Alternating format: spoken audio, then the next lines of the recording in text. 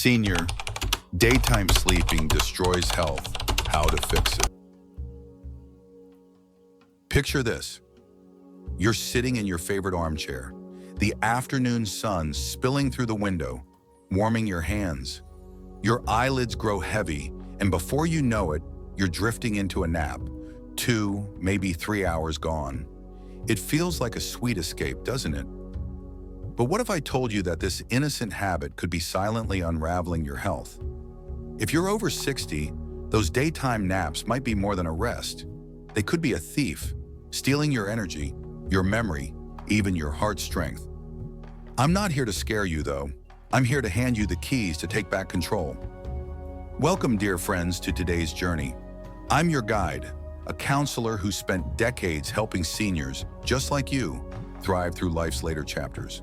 Today, we're tackling a hidden danger, how daytime sleeping can destroy your health after 60, and more importantly, how to fix it. Statistics whisper a warning.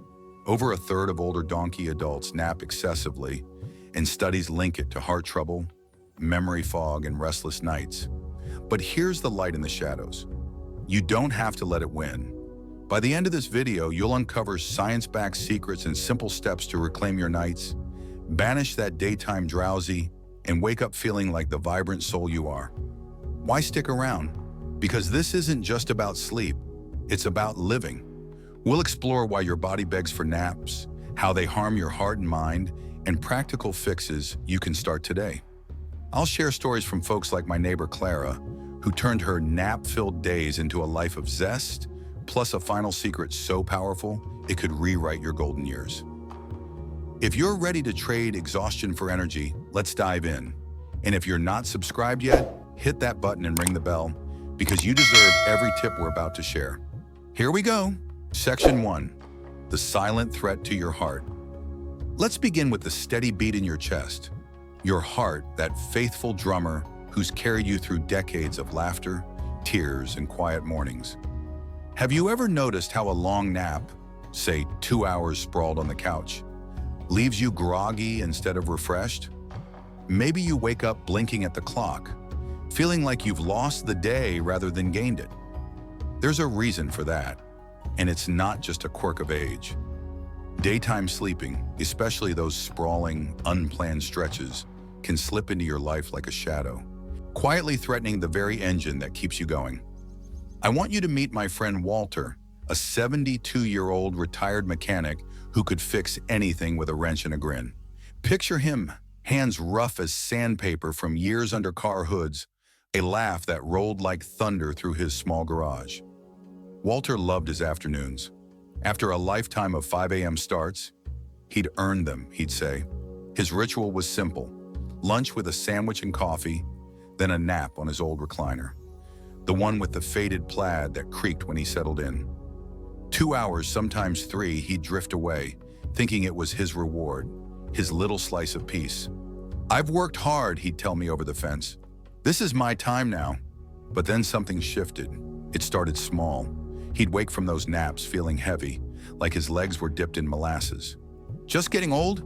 He'd shrug, brushing it off with that big laugh. But the heaviness lingered. His walks to the mailbox slowed. His breath came a little shorter. Then came the day he climbed the stairs to his porch and had to pause, hand on the rail, chest tight. "Something's not right," he admitted, his voice quieter than I'd ever heard it. At his next checkup, the doctor's face told the story before the words did. Blood pressure creeping up, 140/90, a warning sign. Heart rate uneven, skipping beats like a record with a scratch. "Too much daytime sleep," the doctor said, tapping the chart. "It's stressing your ticker, Walter." He sat there stunned, his rough hands still in his lap. Naps, harmless naps, doing this? It didn't make sense, but it does, and here's why. Your body runs on a rhythm, a circadian clock that's like the conductor of a grand orchestra. Daytime's for the violins, energy, motion, light.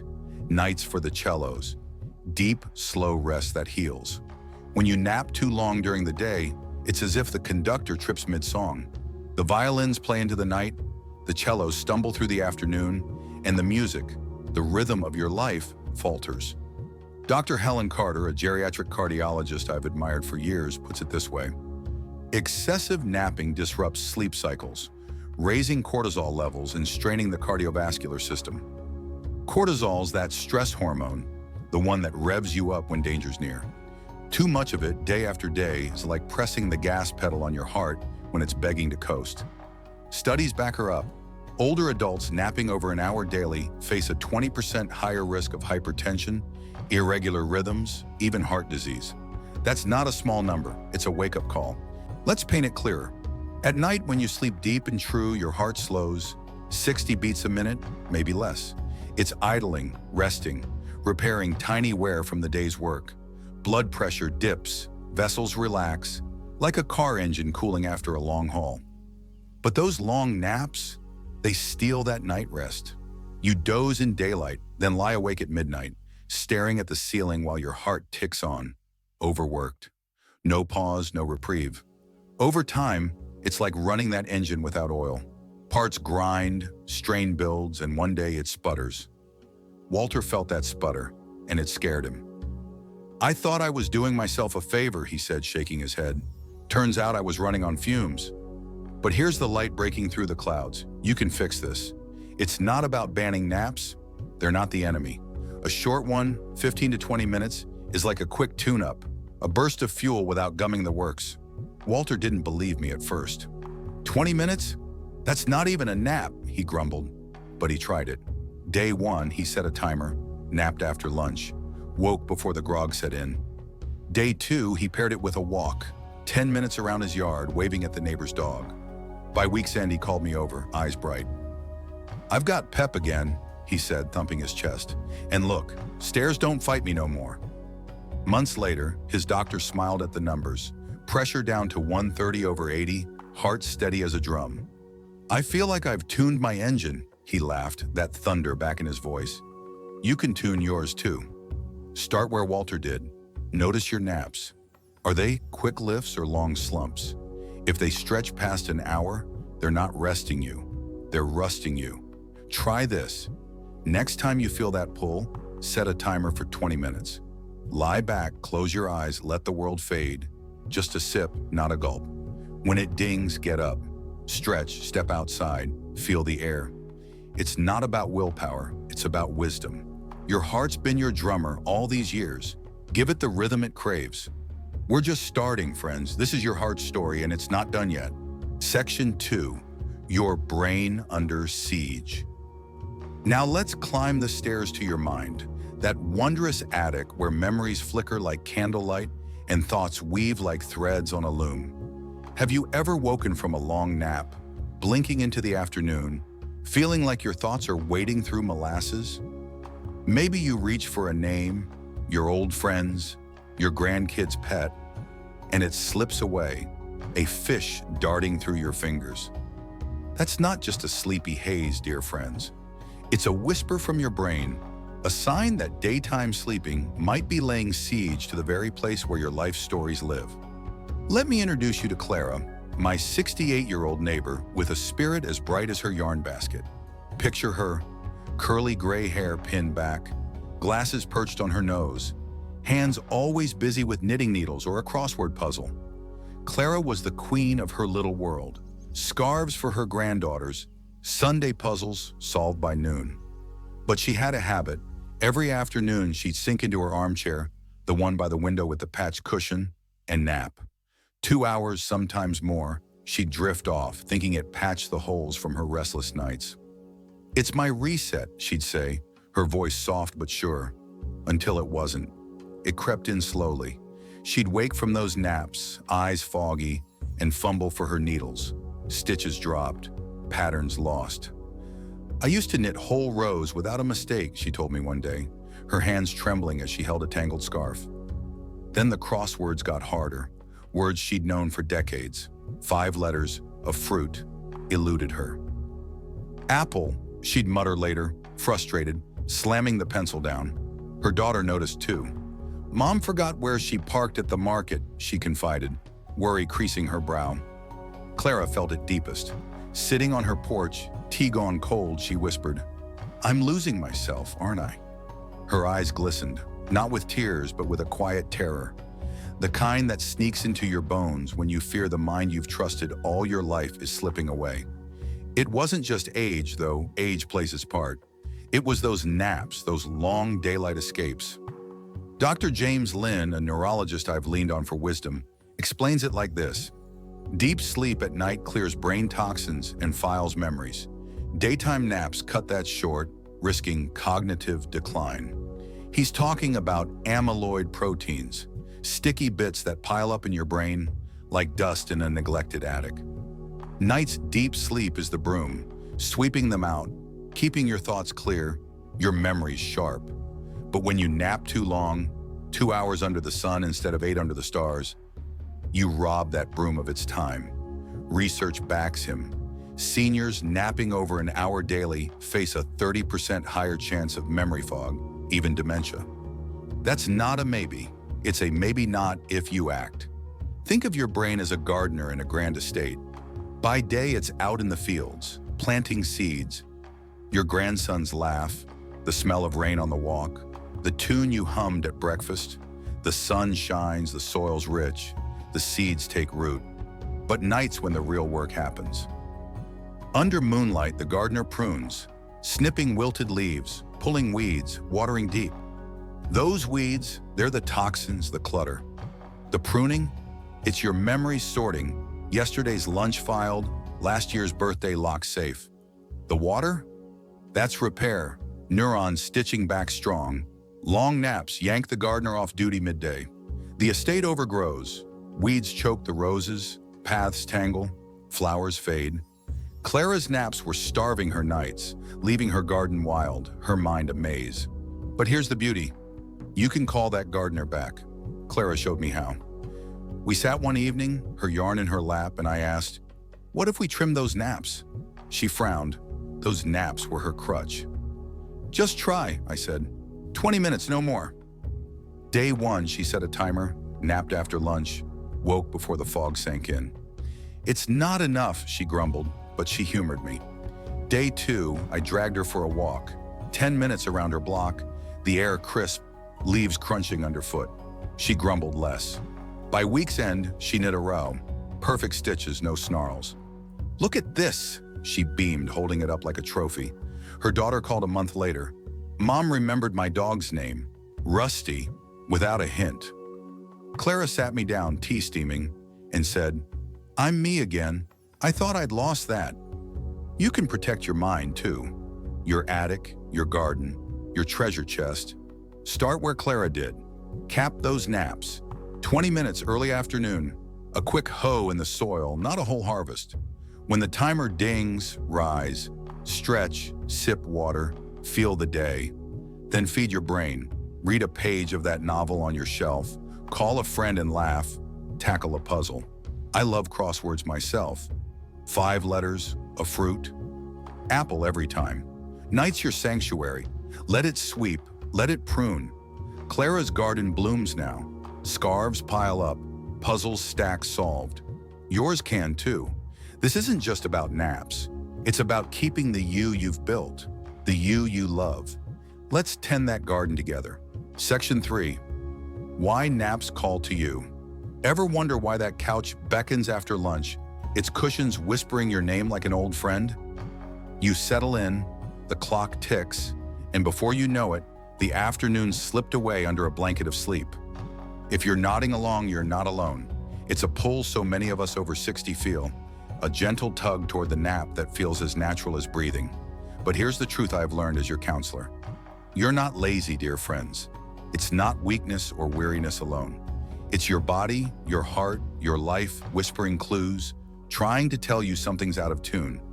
Let's listen together and uncover why those naps call so loud, because knowing why is the first step to answering back with strength.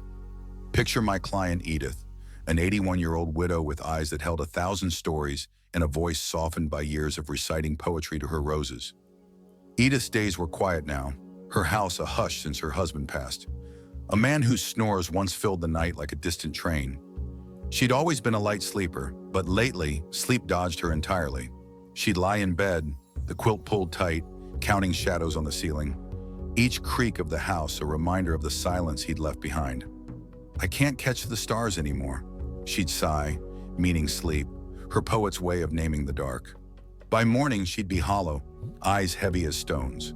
So come noon, she'd drift to her rocker by the window, sunlight spilling over her lap, and nap. 2 hours, 3, sometimes more. "It's my catch-up," she'd tell me, cradling a cup of tea gone cold. "Without it, I'm a ghost." That's the first whisper.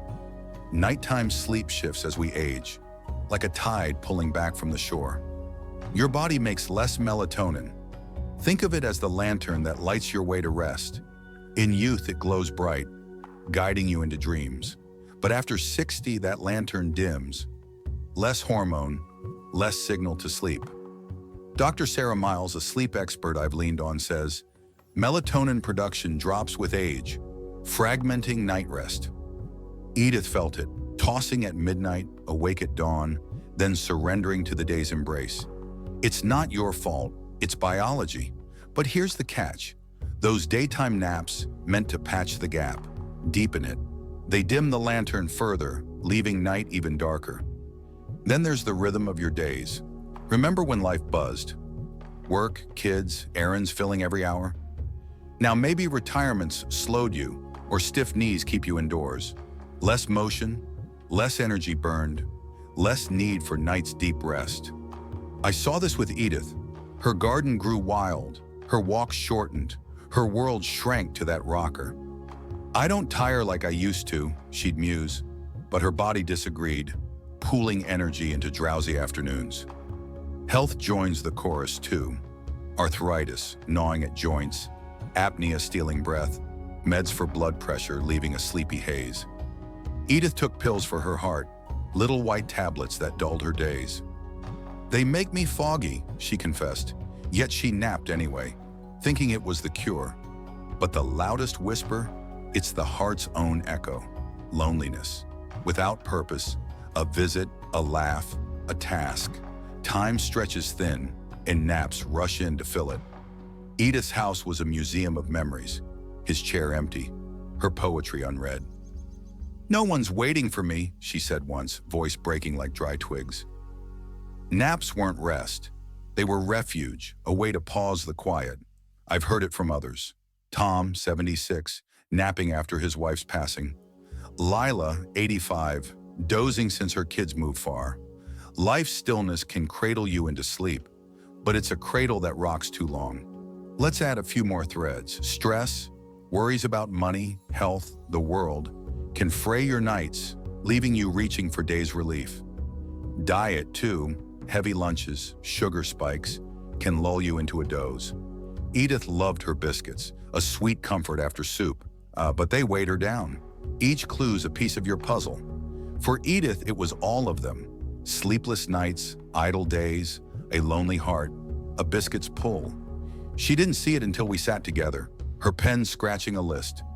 Why do I nap? Shadows at night. No garden today. Missing him. Sugar at noon. Goodness, she murmured. It's a chorus, isn't it? That's your step 2. Listen to the whispers. Next time the couch calls, pause. Ask yourself, am I tired, restless, alone? Grab a notebook, Edith used her poetry journal, and jot it down. Awake at 3 a.m. No walk today. Quiet house. It's not blame, it's discovery. Maybe it's one voice, maybe a choir. I've done it myself, 74 now, and some days I nap from habit, not need. Writing it showed me, too much coffee, too little laughter. Knowing why isn't the fix, not yet, but it's the map. Edith's map led her out of that rocker, step by step. Yours can too. These naps aren't your fate, they're your signal. Let's read it, understand it, and turn the page together. Section 4, Rewriting Your Sleep Story. Let's turn the page, dear friends, and start a new chapter. One where sleep becomes your ally, not your puzzle. Changing habits might sound like scaling a mountain, but trust me, it's not. It's a path, winding and gentle, one step at a time through a meadow you'll come to love. As your counselor, I've walked this with so many, folks just like you, and I've seen the magic it weaves. Daytime naps don't have to rule your hours. Restless nights don't have to haunt your stars. You can rewrite your sleep story, pen in hand, and I'm here to guide you with steps so simple they feel like gifts, not chores. Let's begin. Remember Edith, our poet from next door, the 81-year-old widow who napped away her afternoons? Those 2-hour drifts in her rocker weren't just habit, they were her shield against the exhaustion of sleepless nights in a quiet house. When I suggested trimming them, she tilted her head, skepticism in her soft eyes. "I need those naps," she said, her voice a mix of defiance and weariness. "Without them, I'm lost." I didn't push, just smiled and handed her a little kitchen timer, the kind that ticks like a heartbeat. "Try 20 minutes, I said. "Just one day." She sighed, but she humored me. That first nap, she woke as the timer chirped, blinking like a child roused from a dream. "It's not enough," she grumbled, but there was a spark, something lighter in her step. "I didn't sink so deep," she admitted, almost surprised. That was her first step, capping those naps, a small snip to the threads that bound her days. "Here's your first gift. Limit those daytime naps.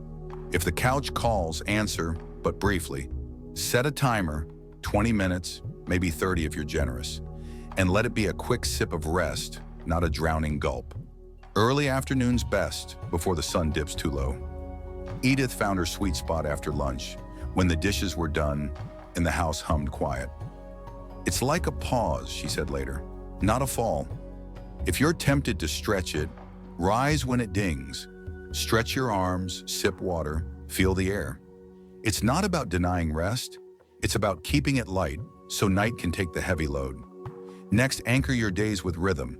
Your body craves a beat, like a waltz across a polished floor, steady, graceful, yours. Go to bed at 10, rise at 6, every day, even when the weekend tempts you to linger." I taught this to Walter, our mechanic from before, who scoffed at first. "I've earned my late mornings," he'd say, but his naps had him waking at dawn anyway, groggy and cross. "Try it," I urged.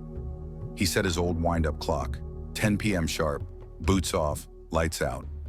"First week," he grumbled, "too early, too rigid." But by week 2, he called me over, coffee in hand. "I'm up at 6, whistling," he laughed. "It's like my engine's found its tune." Start small if you must. Shift bedtime 15 minutes earlier each night till you land there. It's not a cage, it's a dance, and your body will learn the steps. Move your days too. Let your limbs sing. A walk around the block, a sway to the radio, a stretch by the window. It's fuel for night's rest." Walter took to chair twists, sitting tall, twisting side to side, 10 times, a grin on his face. "Keeps me humming," he'd say, his rough hands lighter. Edith tried her garden again, kneeling to pull weeds, the sun warming her back. "I'm tired, right?" she said, dirt under her nails, a poet's pride in her voice. "If knees protest, sit and lift your legs, one then the other, like a slow march. 10 minutes, that's all. Just enough to wake your bones and whisper to your naps, 'Not today.' Evenings are your wind down, a soft curtain falling on the day. Dim the lights, brew chamomile." Edith swore by it, steeping it with a drop of honey, her moon tea. "Read a page of that novel you've meant to finish, or hum a tune from your youth. Screens off, their blue glow a thief of sleep." I caught Edith one night, scrolling news on her phone, eyes wide at midnight. "No more," I said, and we swapped it for a radio, soft jazz filling her room. "It's like a lullaby," she smiled. "Try it. Turn off an hour before bed. Let the quiet settle like dust after a storm." Food's your final note. Skip the coffee past noon. Its buzz lingers like an uninvited guest. No heavy roast at 8, no sugar rush to jolt you awake. A banana, warm milk, a handful of nuts. They cradle you to rest. Edith ditched her biscuits, those sweet traps after lunch. "I thought they comforted me," she said, "but they weighed me down." One night she tried oatmeal, plain, warm, a whisper of cinnamon.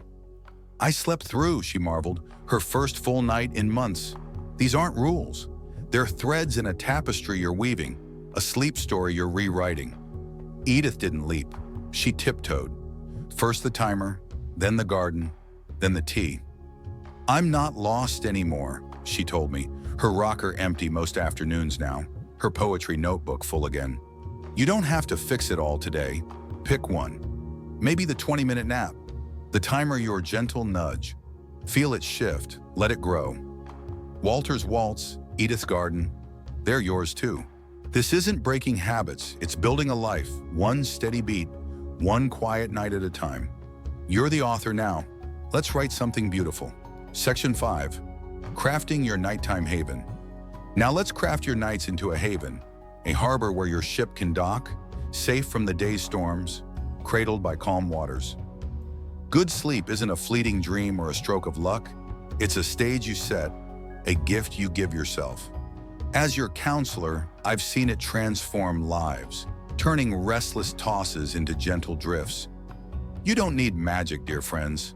Just a few threads to weave a cocoon where rest wraps you like an old friend's embrace. Let's build it together, step by step, until your nights hum with peace. Remember Clara, our knitter from down the street, the 68-year-old with a yarn basket and a mind reclaiming its sharpness? Her nights used to be a battle. Lying awake, the neighbor's dog barking through thin walls, her old mattress sagging like a tired sigh. "I'd give up by midnight," she told me once, her voice frayed, hands twisting a half-knit scarf. "Then I'd nap all day just to survive." She'd tried everything, counting sheep, warm milk, even those late-night TV infomercials promising sleep in a pill. Nothing stuck. So we sat one evening, her kitchen table cluttered with tea mugs, and I said, "Let's make your room a nest." She laughed, a short, skeptical burst. "A nest with that racket outside?" But she let me in, and we started small. First, your bedroom's your cocoon. Dark, cool, quiet, a womb for rest. Clara's was a war zone. Streetlights glaring through flimsy curtains, a fan that whirred too loud, a pillow flat as a pancake. We rigged it up, blackout curtains from the thrift store, heavy and soft, swallowing the glow. A small fan, its hum a whisper now, cooled the air to that sweet spot. 65 degrees, just right. Earplugs for the dog's yaps. She popped them in, grinning. "It's like the world's gone mute," she said. Her mattress stayed, but a new pillow, firm, cradling her neck, changed the game. "It's my nest now," she chuckled, sinking in that first night. "Try it. Darken your windows, hush the noise, feel the cool. It's not just a room, it's your harbor. Lights dimmed, sails down. Unwind before you sail, an hour of calm to ease you in." Clara's nights were chaos, phone scrolling, news buzzing, mind racing like a motor stuck on high. "I can't shut it off," she'd groan. We swapped it for softness, a radio tuned to jazz, notes floating like fireflies, a stretch, arms up, then down, slow as a tide. No screens, their blue glare tricks your brain into thinking dawn's breaking. "No more headlines," I told her, and she found an old novel, pages yellowed, words soothing. "It's like a lullaby," she said, eyes drooping by page 3. Edith joined us here, her chamomile moon tea steaming, a ritual now. Try it, dim the lights, sip something warm, hum a tune. It's your curtain falling, your ship slowing, the day slipping away. Consistency's your anchor, same bedtime, same rise, a rhythm your body learns like a sea shanty. Clara fought this. "I'm no soldier," she'd say, but her naps thrived on chaos. 11 one night, 1 the next. We set a clock, 10 p.m. to 6 a.m., firm as a dock. First week, she fidgeted, cursing the alarm. "Too early," she muttered. But by week 2, she woke to birds, not grog. "It's like my body knows," she marveled. "Start where you are. Shift 15 minutes earlier each night till you land. It's not rigid, it's steady, your harbor's tide rolling in, out, in again. Daytime feeds your night. Move, let your sails catch wind." Clara sat too much, knitting, TV, naps. "I'm resting," she'd claim, but it fueled her sleeplessness. We walked. 10 minutes, her blocks loop, air crisp, leaves rustling. "Legs ache right," she said, a grin breaking through. Walter's chair twist joined her. Sit, twist, side to side, 10 times. Keeps me humming, he'd say, and she nodded. If joints creak, lift a leg, 5 times each, slow, steady.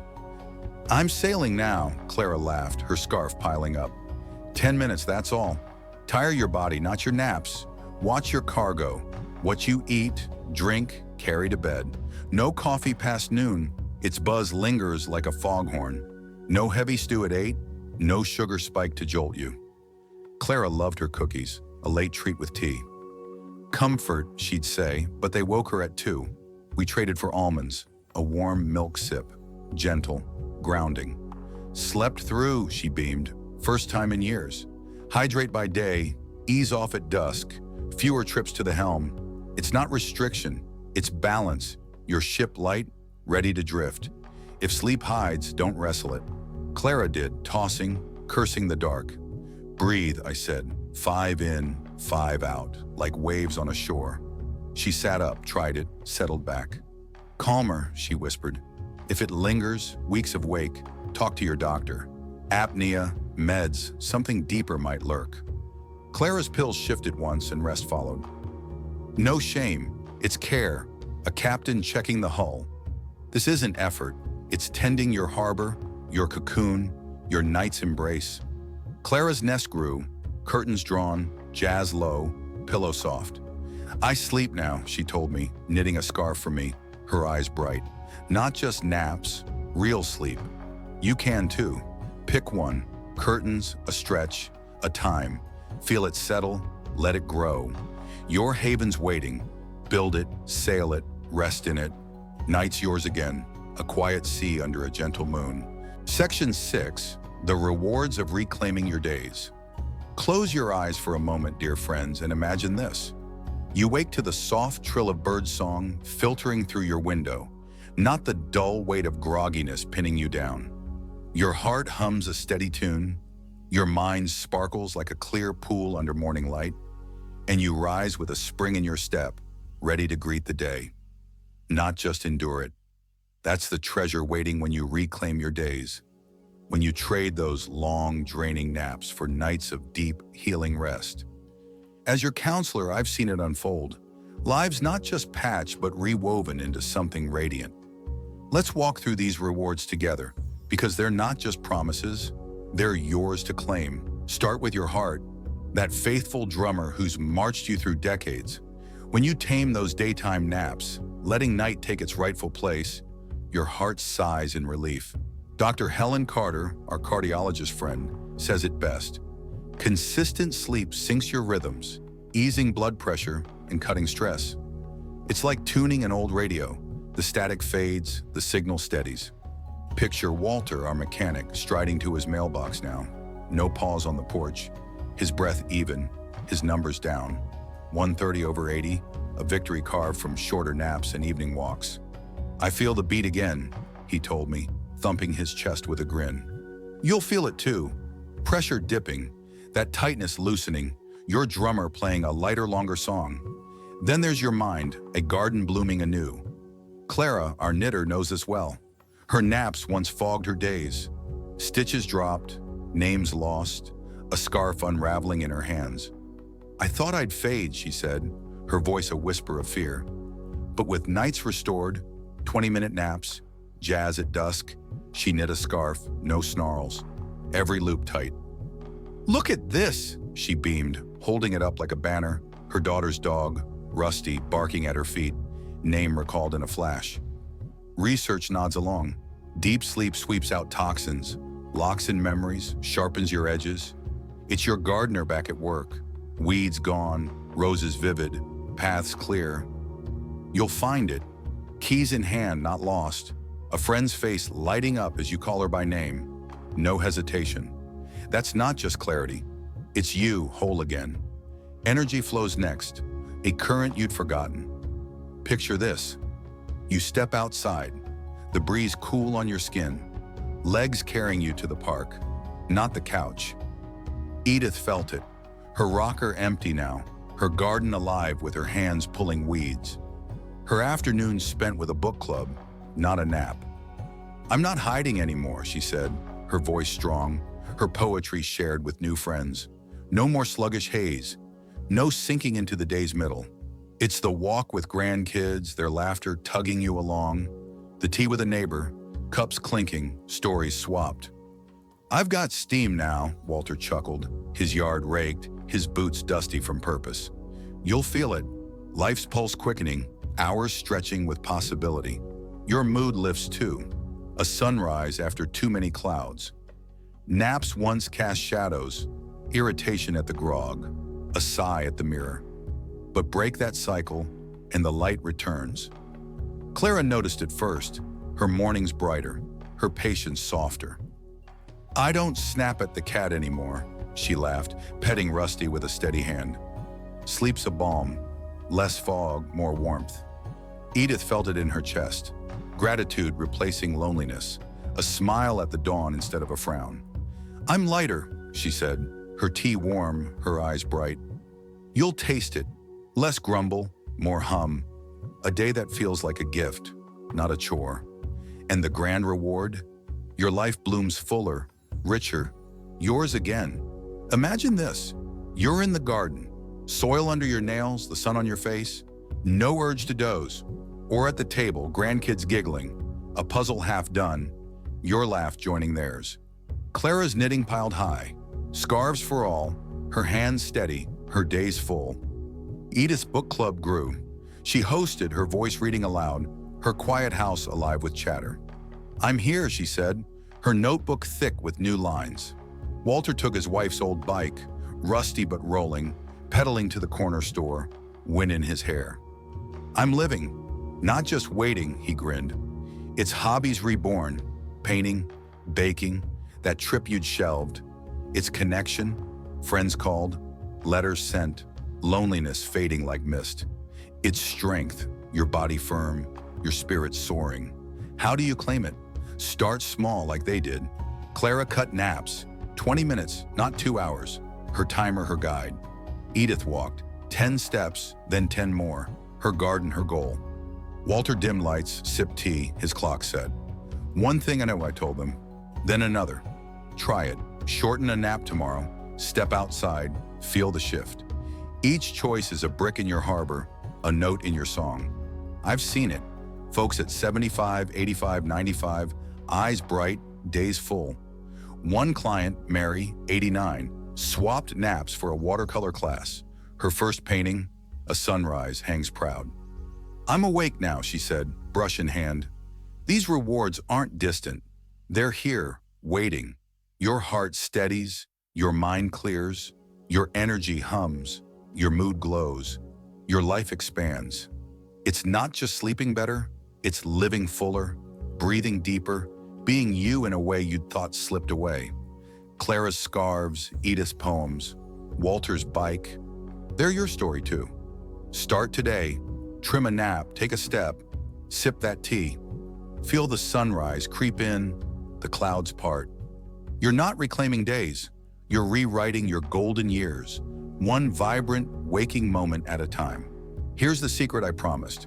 Sleep isn't just rest, it's your legacy.